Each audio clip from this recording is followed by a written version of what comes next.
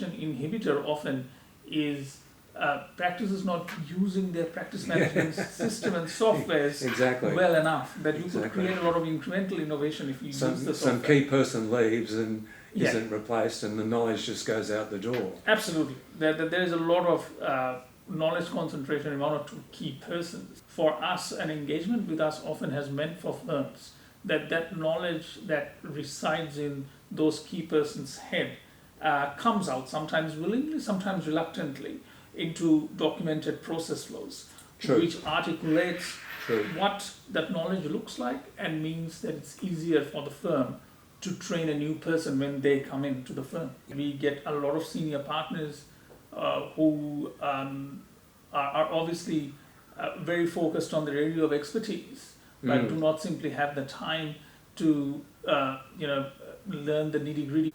The future will create a role for knowledge managers in many more legal firms than we've seen so far.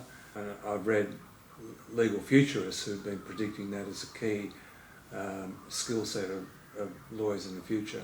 Documenting knowledge is not high on the priority, often because everything is obviously very rightly focused on client service. So anything that is what is deemed as a non-billing work is often gets pushed to the back end. True. But these are the processes which allow you to scale the practice a lot of the times. Often the hindrance to scaling is because there's fantastic knowledge in people's head, but no one else knows how to do that. I think I'm right in saying that you are now of sufficient size as to be bigger than most of your client firm. You have a higher concentration of knowledge and legal management expertise within SBA than in most of the legal firms around the country.